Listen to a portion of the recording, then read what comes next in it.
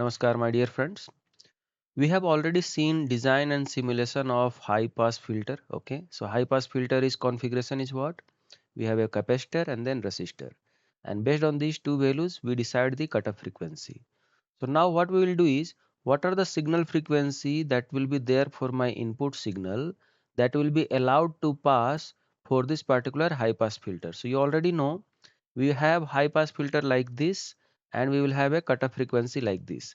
So whatever the frequency that is having input signal, if their frequency is more than fc, then it will be allowed to pass. Okay, so let us take for example what we are having is one high pass filter circuit like this with 1 kilohertz signal. Okay, and as you can see, the frequency of this particular high pass filter using C1 and R1 is going to be what? So you can very easily calculate 1 by 2 pi RC, that will be our FC, and by putting the value of R1 and C1 we are going to get 1.59 kilohertz. So you can see 1.59 kilohertz, we have minus 3 dB here. This is the output Bode plot from the NI Multisim simulation. Now the problem that we are facing is this particular input signal, actually it is 1 volt, so you need to change this to pick 1 volt, but however this is attenuated. Okay, this is attenuated. I'll show you in the simulation. Okay, this is not exactly this input signal, this is attenuated.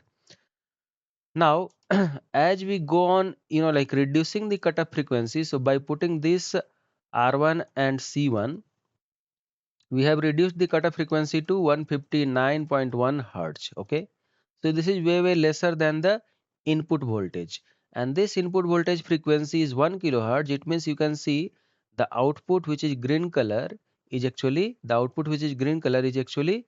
closely to input voltage. Okay, so you, what you have to do is you have to have an Excel sheet where you can have R, C and frequency determination, right? And whatever the value of resistance and capacitance you are putting, you can very easily calculate your cutoff frequency.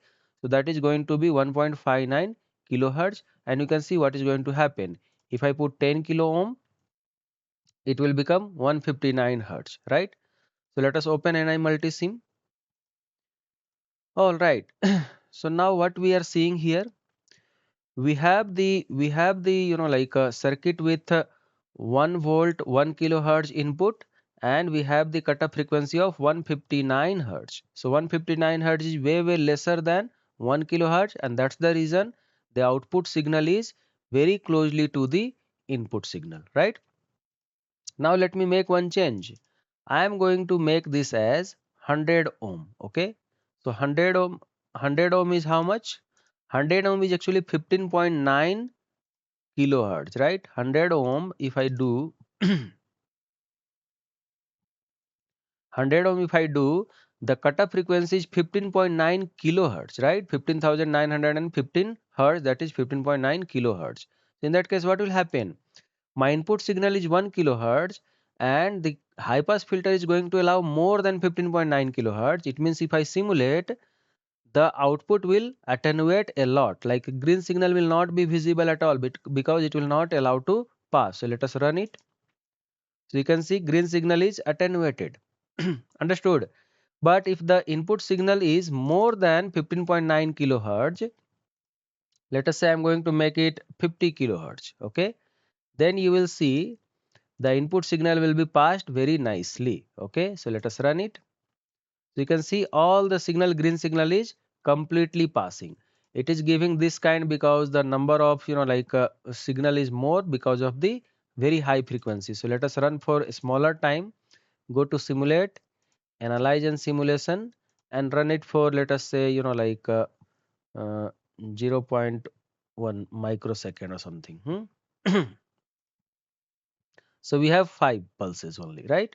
So you can see my output signal is very closely to the input signal. Okay, so this is how you actually determine what is the frequency of your input signal that will be allowed for a particular cutoff frequency of the high pass filter, RC filter. Okay, so you must make sure that whatever the cutoff frequency of your RC filter is there, The input signal must be way higher than that cutoff frequency, otherwise it will not allow to pass, right?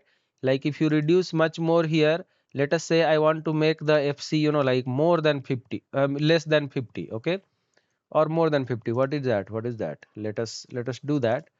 Let us make it 0.1 microfarad. So it is going to be how much? 159 kilohertz, right? So if I do that, let us say I make it 159 kilohertz. So the frequency that will be allowed is more than 159 kilohertz. It means it will not allow to pass. See, it is attenuated. The green signal which is output is attenuated. And if it has to pass, my input signal must be more than 159 kilohertz. So let us say I make it 200 kilohertz. So there are a lot of signal that is there which is going to be like 200 kilohertz, and we have to pass only them. So how to do that? Have the cutoff frequency of just below 200 kilohertz, which will be allowing to pass this. So let us run it. You can see it is almost passing. Okay, it is almost passing. Okay, if you want, you can like make little more frequency, let us say 300, and it will also pass because it is more than the cutoff frequency of high pass filter that we have seen.